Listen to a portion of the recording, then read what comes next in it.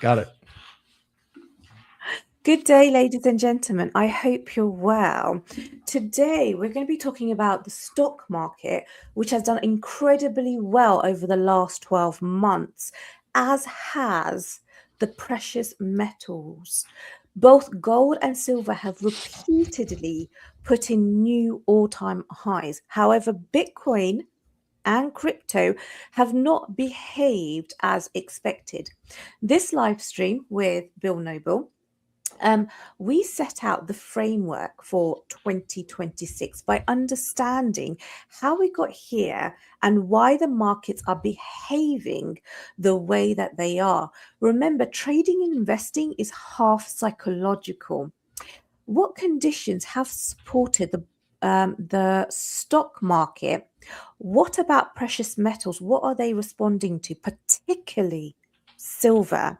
And what's holding Bitcoin back?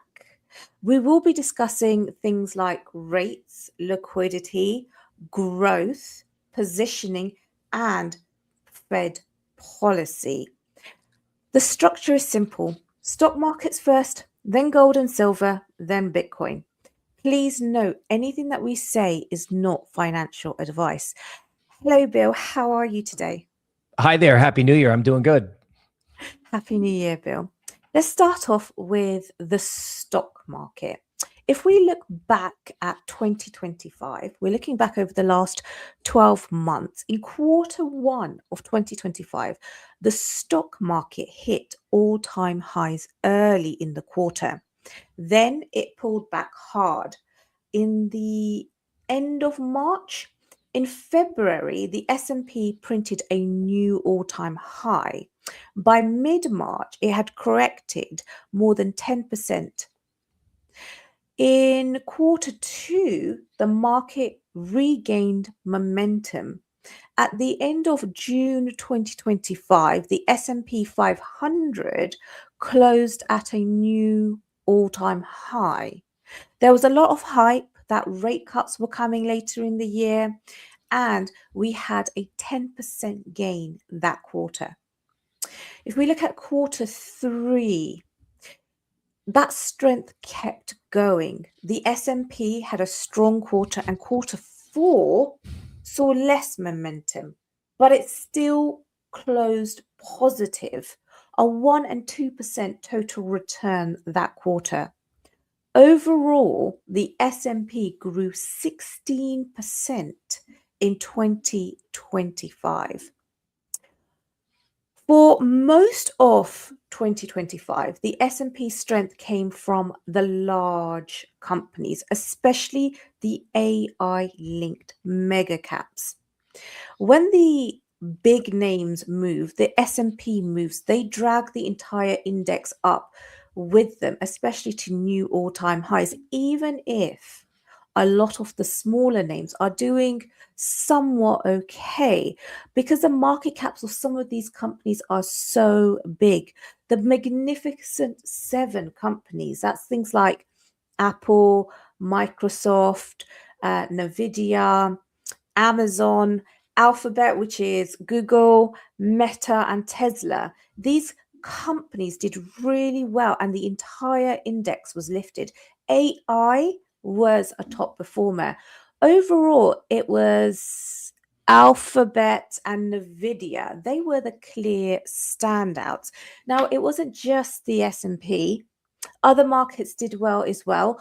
The Nasdaq grew by 20%. They're like the tech-heavy leadership.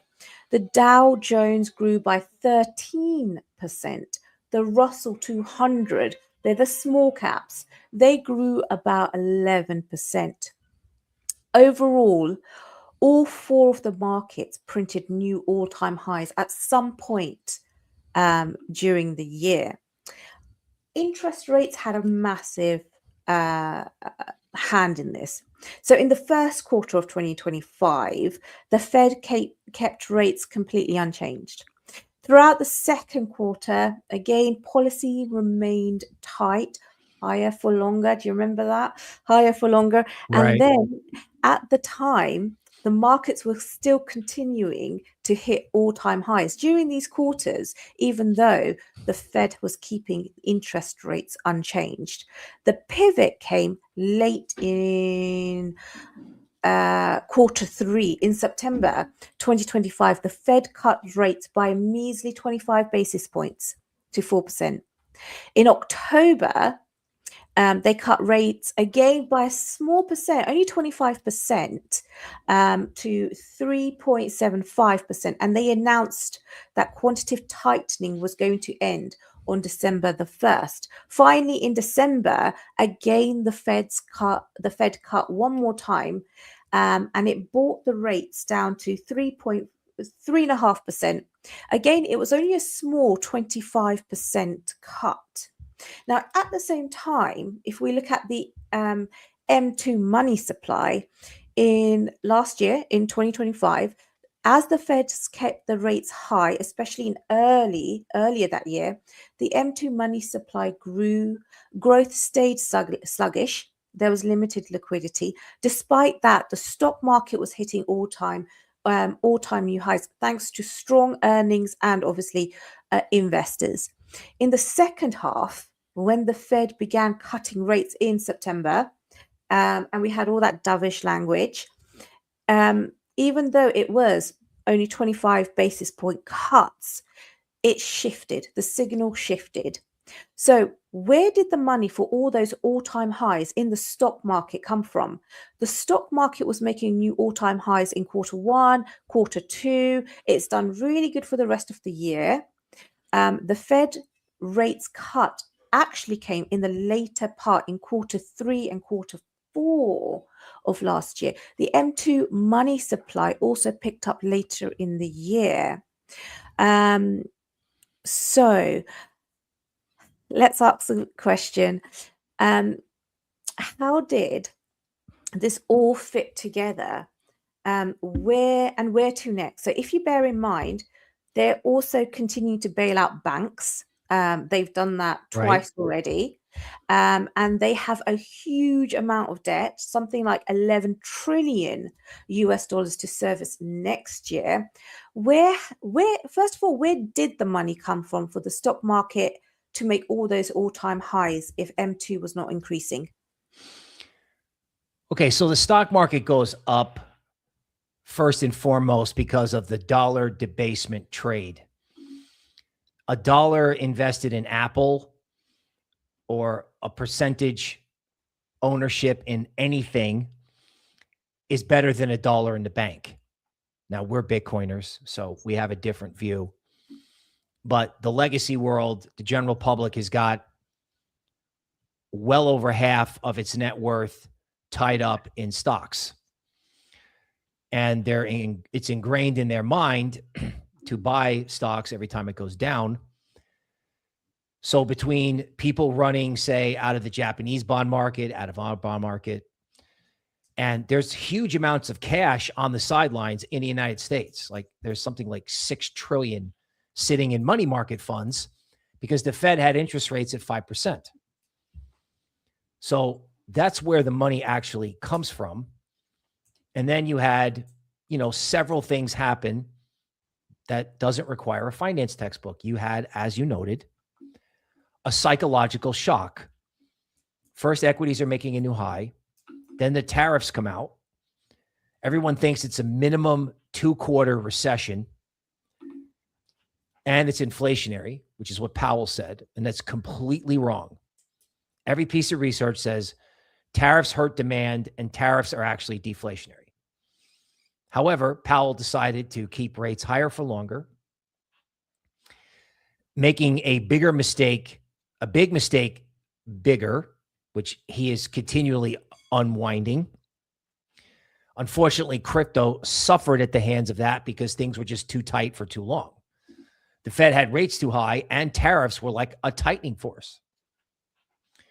Okay, so once everybody got bearish after the tariffs in equities, this just became a head game. Fear, greed in stocks went to zero. That means nobody was bullish. Zero. Nobody at the low. So, of course, all it did was go up. and it forced a lot of people in the institutional world to buy. Retail kind of does it automatically. The institutions did not want to buy back in. They think AI is a bubble. They wound up woefully incorrect because the earnings of chip companies exploded because there's just not enough hardware for AI. That's it. So if everyone's bearish and there's not enough stuff, or not enough hardware, not enough any of it, and those companies do well, suddenly stocks just continue to levitate, especially since the crypto alternative wasn't there because of the various gymnastics that our market went through last year. So it was like the only game in town, which is why it just kept making new highs. And then sort of at the end of the year, other stocks joined in. Like first, you were right. It was the Magnificent Seven. Then it was the chip stocks. And then other stocks kind of joined in. People were all bearish. People were like, well, look, it's only 7 stocks. Everyone thought the market was going to go down. Instead, all the other stocks caught up with it, sort of. So the story of the stock market last year was every excuse they got bearish. Everyone still thinks AI is a bubble, and they're wrong because there's not enough hardware. Some of these companies have spent too much money. They may disappoint. I'm not saying that's not true.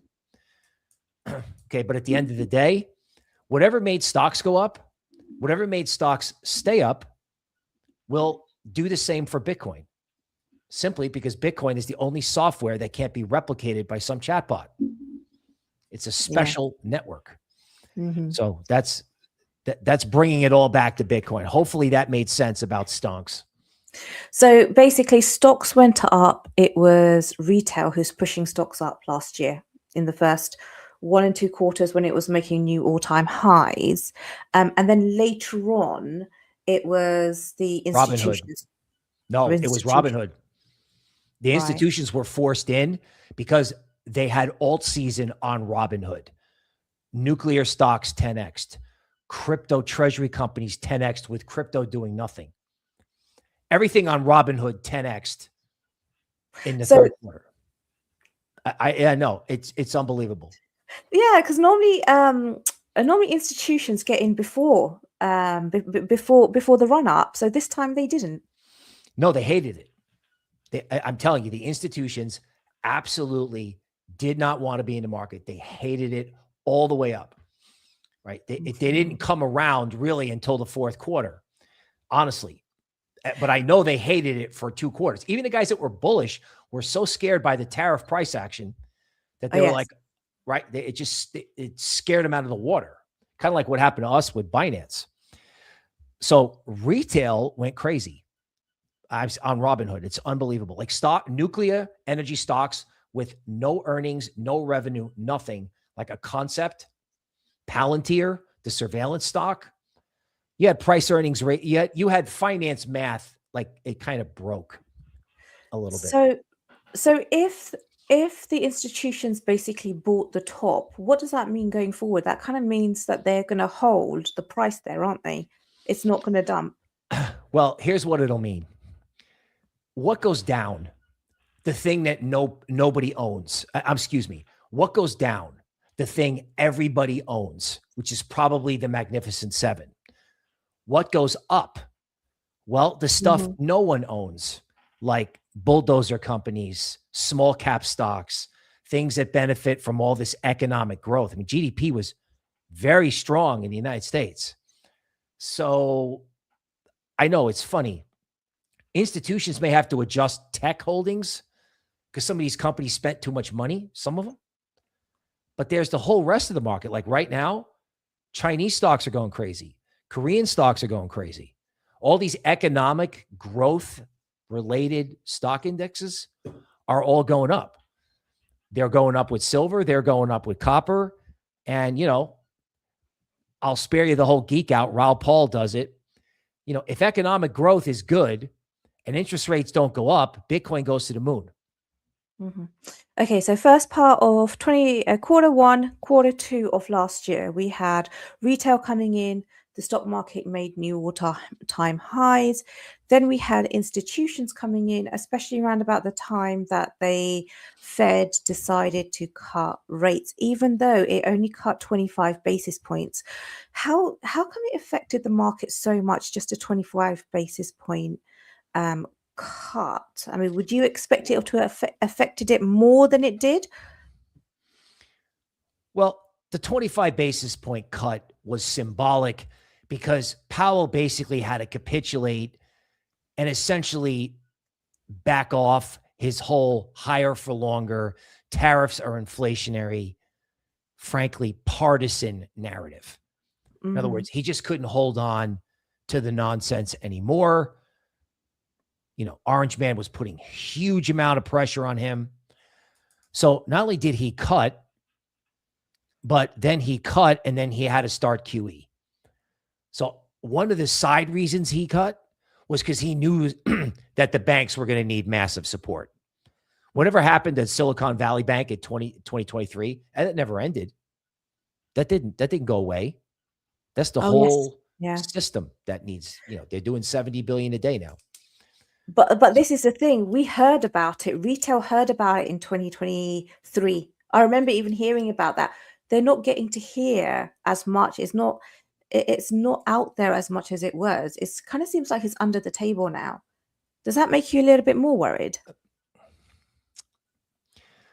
I think the thing about 2025 is that for whatever reason, intellectual curiosity went to conspiracy theories in politics, and intellectual curiosity in economics went to zero. I guess because of all the scary price action or lack of an alt season or whatever. I mean, I don't think the general public understands that the Fed has been keeping the banks going and the Fed is now printing. I don't think the cryptocurrency market understands the Fed's balance sheet is growing. They are taking in assets and pushing cash into the markets to save banks and governments, period. Right? I think the general public doesn't see it because the general public is distracted by politics. Yes, we are. Right? Oh God, they're distracted. I mean, you go on Twitter. I mean, you got to think, like, if you go back to a year ago when everybody was talking about the super cycle, if the Federal Reserve says, you know what, we're going to cut rates 25 basis points and restart like 70 billion a month in QE, what do you think would have happened to the market? Bitcoin would have gone to 200. It would have been insane. Now it's happening. It is happening. And people are acting like it's not. It just shows you that people wrap a story around the narrative and you can wear people out. This market wore me out. With the tariffs wars, it sounded like when they first started, it was like America's going to win. America's, you know, especially because I have a lot of Americans who follow me, you know, Nobody messes with our country, all the rest of it. In fact, when you look at it, how well has America done? Because it doesn't seem like, it kind of seems like China may have got the better of America, got the better in this deal. What do you think? Because they're going to start. Yep, carry on. No, I follow a motto that nothing is what it seems. Like this whole, oh, look, it's America versus China on Twitter. Oh, my country is better than your country. No, that's not it at all. Basically, it's like, okay, let's raise some money. Let's make a lot of noise. Classic Orange Man type stuff, right? But meanwhile, it's all misdirection. What they wanted to do was they wanted an excuse to make rare earth metals or make metals in general scarce so they could go after Venezuela, so they could go into Greenland. They could say, oh my God, the supply chain is disrupted. Look at what happened because of the scary tariffs. Look over here at the trade war. Meanwhile, they had a whole different agenda, right? Flood the market with oil to hurt the Russians. The Chinese have literally 65% of the world's copper. They've been buying all this stuff for 30 years. Like, we are way behind. So that was the agenda, to justify, make noise, let his buddies buy the dip. I wouldn't rule it out. Oh yes, no, definitely, definitely. So We know there's a lot of inside trading being going on, going on.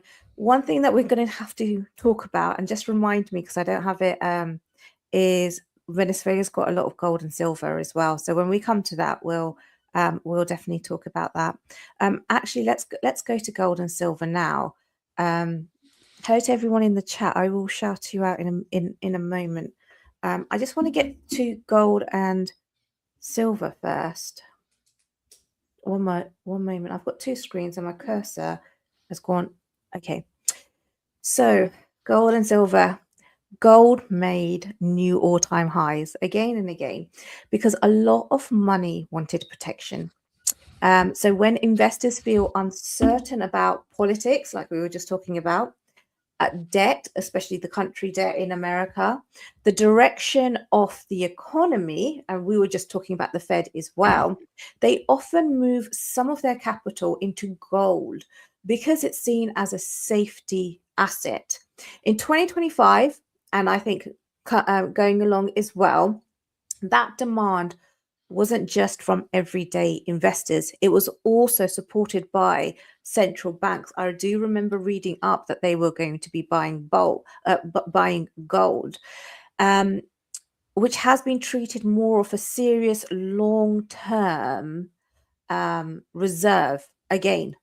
In the same time, or at the same time, as the market started to believe interest rates would eventually move lower, that also helped gold because gold doesn't pay interest, it doesn't pay income. So it tends to look more attractive when rates are expected to fall. With silver as well, we'll cover both of them together.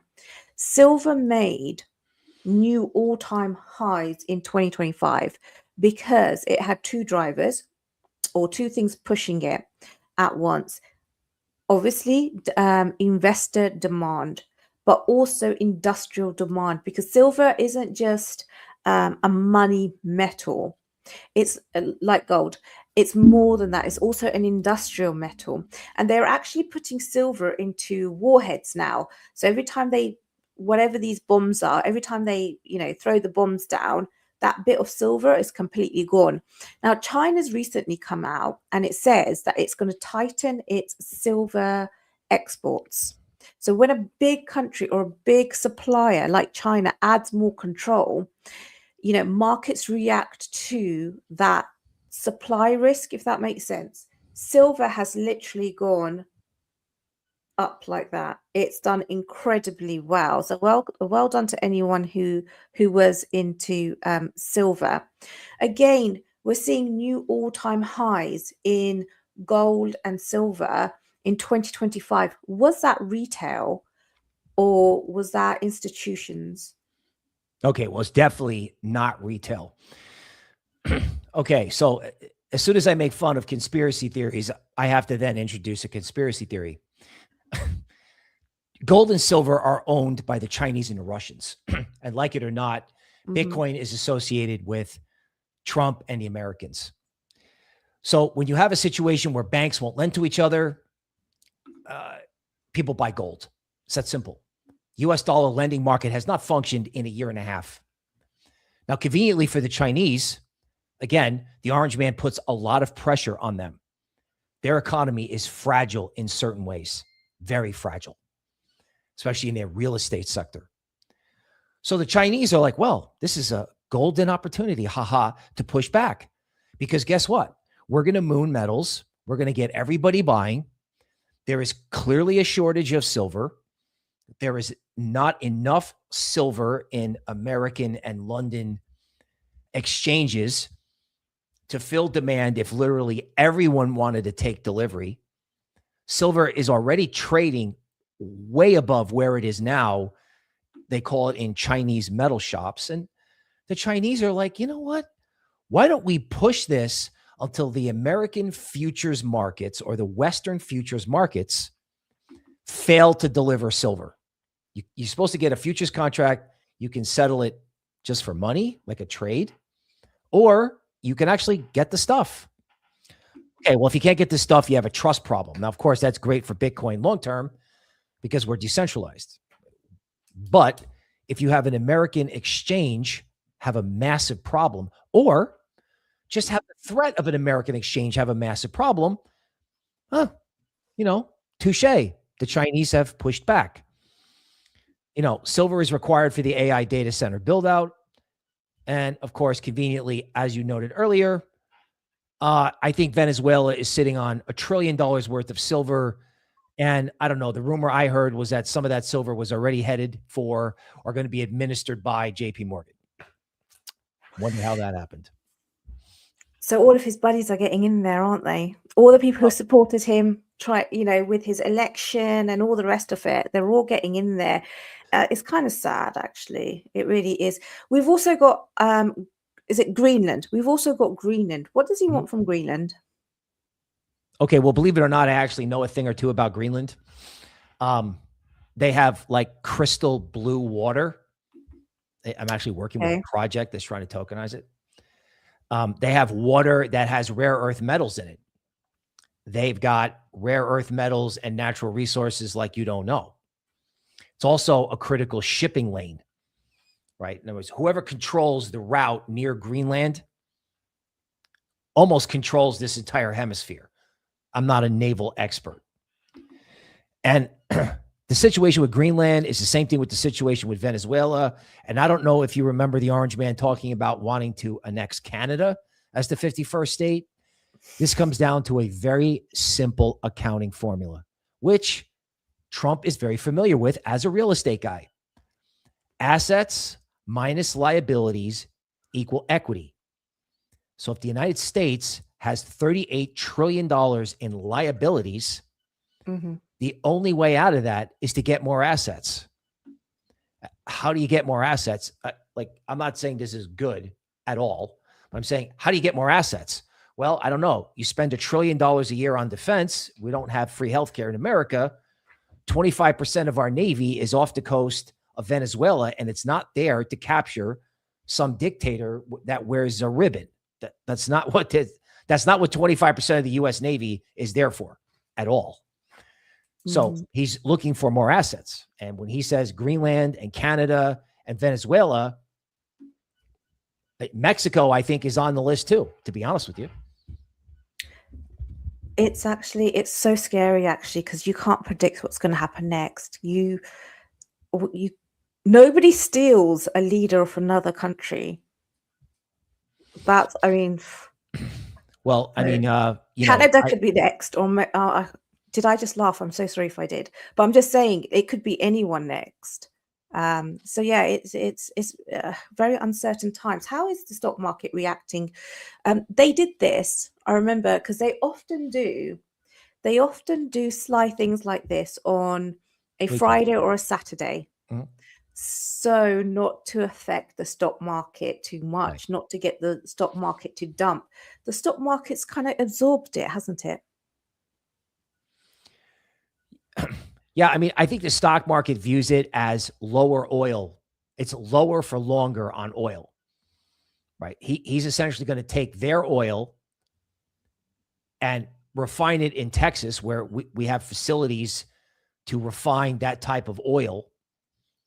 And he's just essentially going to take their oil and keep the price of oil low, which helps us and hurts the Russians. This is very much in line, like, this is like what like a mobster would do in American urban history. You would just take more territory. This is organic. He worked for the mob as like their real estate Wall Street guy. So this is like he's educated with this philosophy of expand your territory. I think if you also owe $38 trillion, you don't have a choice. You don't, or it's over. Because you're so far behind the Chinese, and this data center build out thing is so serious. I can't even explain it. You had semiconductor stocks. If I walked down the street and said, "Hey, you're in crypto, I want to tell you about semiconductor stocks," you would have been like, "Shut up." They 10x'd in like a month. We do that a day. Right. So the need for stuff is real. And yes, I understand. I'm sure I saw the thing in Venezuela, people waiting in line to get food. I mean, I would Yeah. not want to be the saying is downrange of our Navy. And it's just like, what other country, how can we stop Putin now to go and, kidnap whoever, or the Chinese government to go and, kidnap Right. whoever? It's just going to bring the world into complete and utter turmoil. It's very, very scary. We're living in very It's an scary times. excellent point. Okay, let's go. So, as we see it, the stock market should be doing well. Would you say that? Do you think the stock market's going to be doing well in 2026?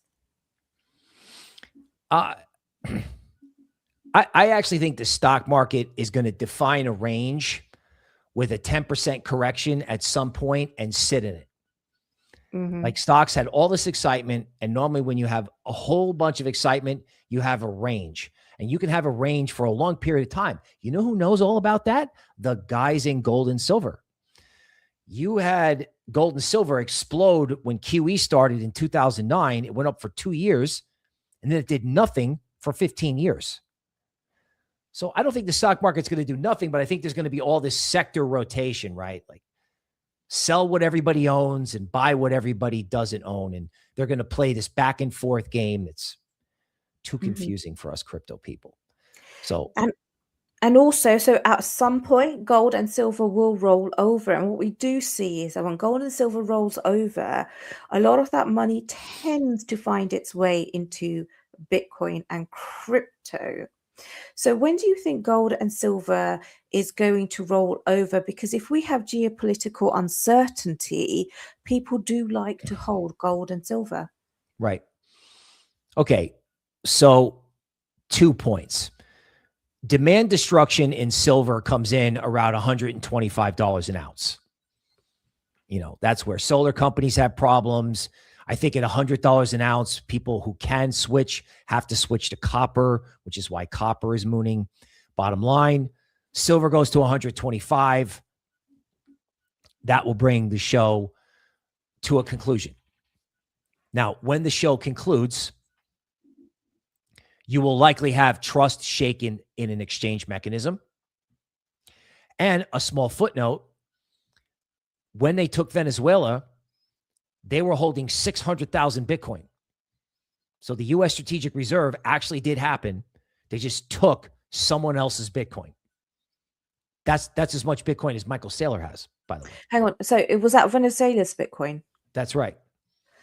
Okay, I heard 600,000 about Bitcoin this. came off the market. This has not been traded.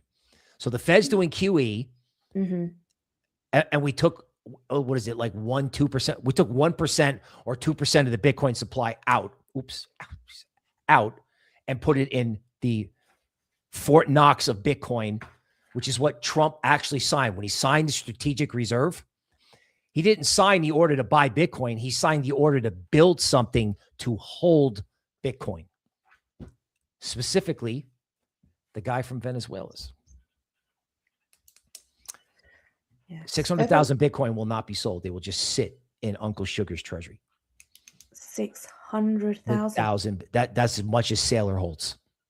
So with the Bitcoin strategic reserve, the plan was to buy 100,000 Bitcoin every year for a period of 5 years.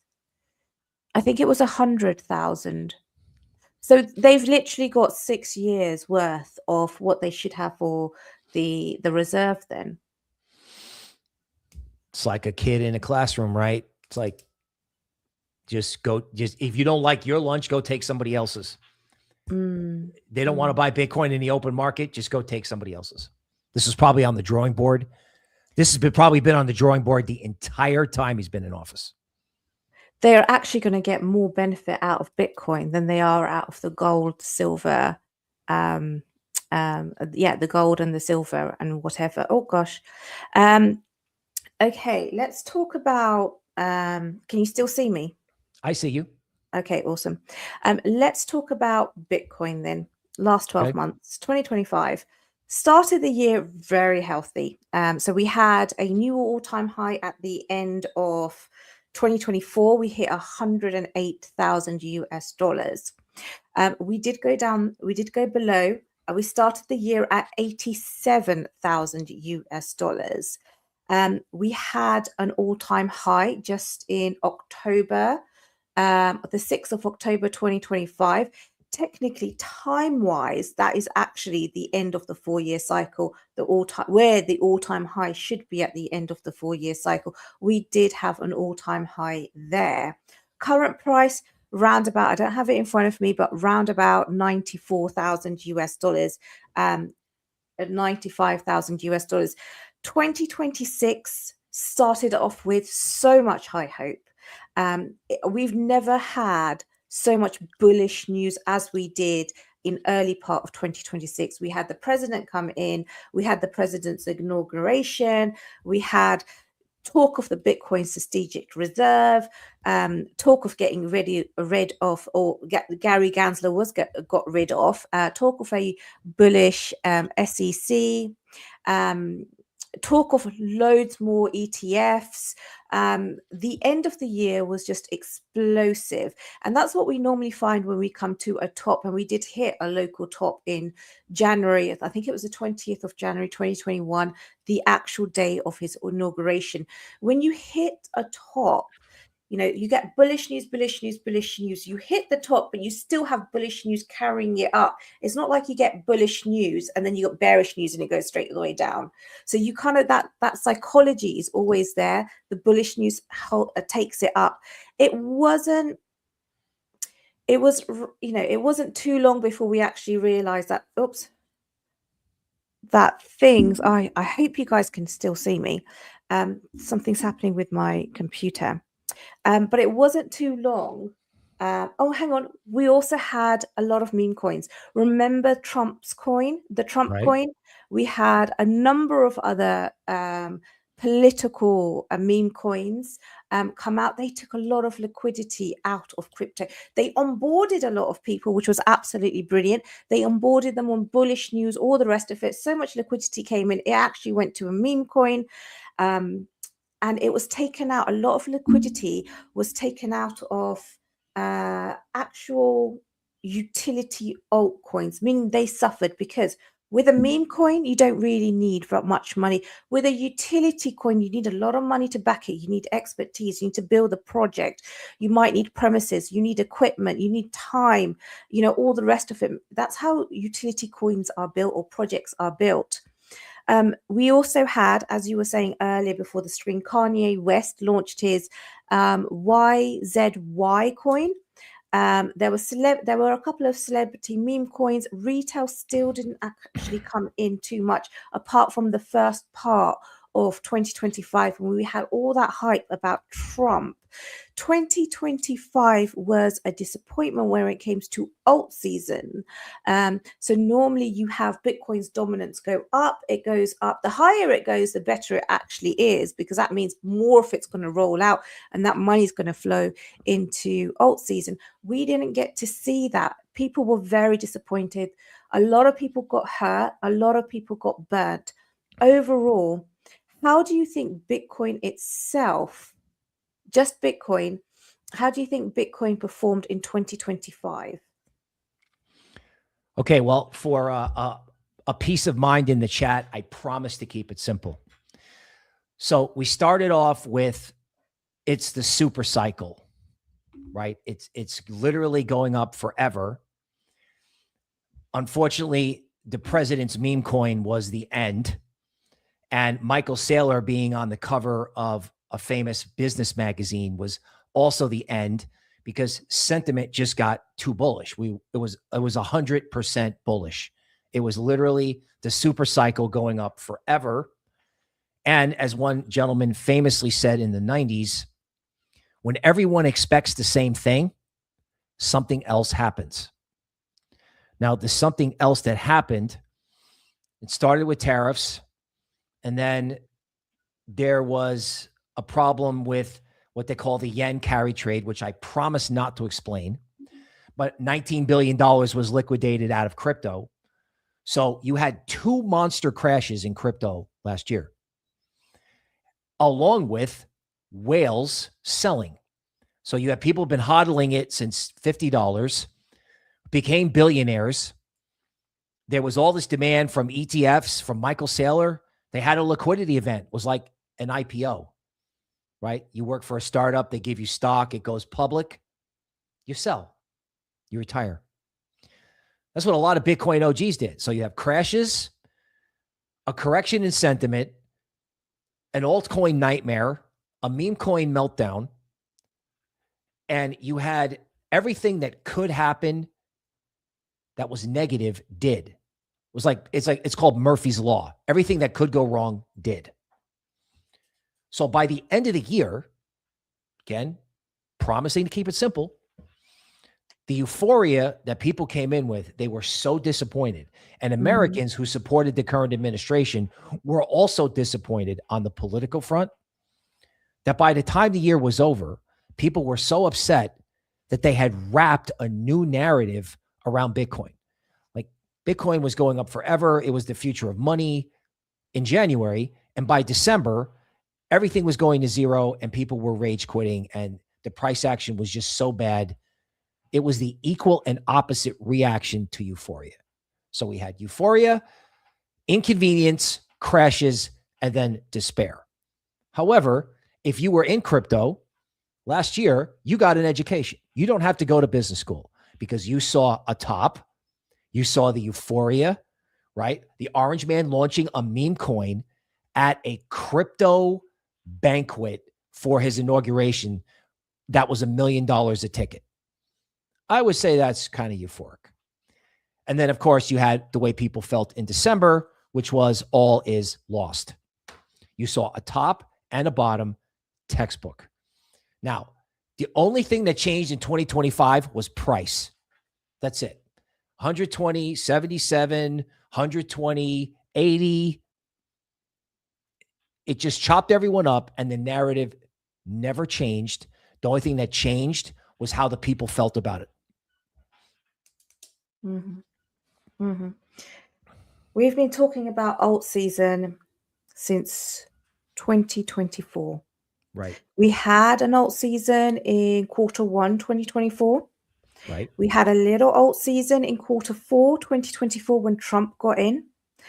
In 2024, we didn't have an alt season in the summer. We didn't really have one in Q2. We didn't have one Q3. Last year in 2025, everyone was talking about Bitcoin dominance. With Bitcoin dominance, the higher it goes, the more money there is, the more money that's going to flow into alts when it rolls over. But we didn't see it roll over. When you put everything together, when you put in a lot of retail went to stocks in Q1, Q2, a lot of retail went to stocks. For sure. The Fed was hawkish. Then they, in Q1, and then Q2, not so bad, but towards the end of the year, they cut their the rates, but only by 25 basis points 3 times. And then we had silver and gold at the same time. People were very confused. Geopolitically, everything was a mess. So gold and silver went up as well. When you look at all of that, why do you think money didn't flow into altcoins? Money doesn't really come into Bitcoin because even Bitcoin is actually I know for us, it kind of seems weird, but Bitcoin is seen as a very risky asset. Very, very risky. And that's Bitcoin. That's the big daddy. Then we've got the altcoins. Why do you think that we didn't have an altcoin season, and what needs to happen apart from obviously Bitcoin's dominance going up so we can roll over and loads of money flows into altcoins? What do we need to see, especially with maybe gold and silver? Okay, here's the good news about altcoins. In 2025, altcoins were the victim of a financial system that was just way too tight. Everybody was looking at the M2 money supply thing. That was a global number. A lot of that was Chinese money. It has nothing to do with Western financial assets, never mind crypto. The Fed held rates way too high for way too long, and the tariffs were a tightening force. They blunted demand. So we had a double tightening. Now, when you have a speculative asset class, like think about it, that excess tightening stopped the super cycle in Bitcoin. Anybody who was around in the beginning of 2025 knew, oh my God, this really is going to go. It stopped the super cycle. And of course, when you stop the super cycle in Bitcoin, altcoins just fall apart. That's it. Any speculative asset cannot survive in like a restrictive monetary environment, period. And altcoins are like the most speculative asset out there.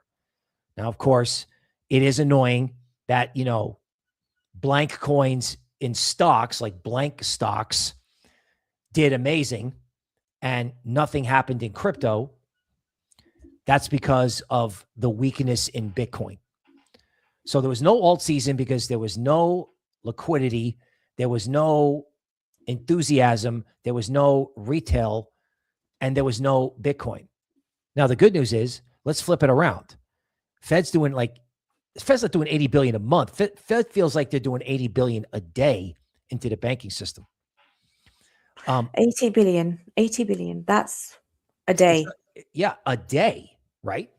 Like the Fed's Where going to push money. Are they getting that? Where are they getting? Are they printing that out of thin air? Yeah. Oh yeah. 80 billion. Wow. The Fed's balance sheet. That's what it means. When the Fed's balance sheet grows, they print. They go into the banking system. They buy assets, and they push all that money. Banks are sitting around going, "Oh God, we got all this money now. What are we going to do with it?" They take government securities, they buy them, and they give the money to the banks. Now, how that money gets into the financial system and risk assets, nobody knows. I call it high-powered money, but I promised peace of mind not to get too complicated. Altcoins can go up when the Fed gets real and people realize that you can have the reverse of last year. So what happened last year? Stonks went up, crypto crashed. This year, you could have stocks fall out of bed at some point, and that can be good for Bitcoin at some point. Or you could have stocks go in a range and Bitcoin just catch up. For example, I'll give you something funny. You want to hear something funny? What would happen to altcoins if Bitcoin just turned around like that and went to 125 in January? What if Bitcoin made a new high? This happened in 2021 from 60 to 40 to 70. It happened. So if you're wondering where alt season is, okay, how about 125K Bitcoin with the Fed pushing $80 billion a day into the market? That's why virtuals, Tau, yeah, you name it. They're all up like, Render went up like 80%. Crazy numbers in 4 days. Mm-hmm. So, if that's what altcoins could do with Bitcoin at 96, what happens if Bitcoin's at 120K? Just saying. Mm-hmm. Just very quickly, I had to double check that, and I'm glad that I did. With the Bitcoin Strategic Reserve, they were looking to buy 200,000 Bitcoins a year. 200, not 100, not 100,000. Okay, no, that's absolutely awesome, Bill. Thank you so much. That was our recap for 2025. Just very quickly, we did have a little question, or retail was buying through ETFs. So what would you say to that? Retail was buying through ETFs as well from January onwards. Right. Well, no, $50 billion went into the Bitcoin ETF or more. Matter of fact, BlackRock thought that was going to be like the 5-year horizon. Mm-hmm. And I think by the time it was said and done, you had $100 billion pushed into Bitcoin through the ETF. But then 1/3 of that came out in December. Retail went into the Bitcoin ETF and then puked it. Same thing with the Ethereum ETF. Mm-hmm. Mm-hmm. $30 billion came out. So yeah. I mean, most Bitcoin mining stocks that pivoted towards AI, they 10x'd. Everything did better than Bitcoin. Everything did. Mm-hmm. And like I said, everybody who got out, even the whales, right? You've seen all these tweets, right? Oh my God, all the whales are getting back in. Retail and institutions are going to do the same thing. Everybody is going to have at least 5% of their portfolio in gold, silver, and Bitcoin. And I've even heard this is a guy who was a thought leader. Everyone thought he was crazy. Instead of 60 stocks, 40 bonds, this is what he said you should have. 50 stocks, 30 Bitcoin, 20 other, whatever you want. Can you imagine what would happen if legacy went to, 3%, never mind 30%? There's $16 trillion floating around out there. There's a lot of, you ask, where does the money come from? It's Princess. It's out there. It's just waiting to find a home. Okay, no, that's brilliant. Thank you so much, Bill Noble, for coming on today. Next week, we'll be talking more about 2026. A lot of things are coming in 2026, especially we've got Jerome Powell leaving. He's left the whole place in a mess for his successor. Let's see how he leaves. And then also we have $11 trillion US that needs to be resurfaced this year. So a lot to talk about what's happening this year, and then obviously with the banks and everything like that. But that's brilliant. Thank you so much, Bill. Thank you for everyone who's joined us in the chat. Please do leave a like and a comment, and do follow Bill. All of his links are in the description, and thanks to the mods who are always putting his links into the chat. Much appreciated.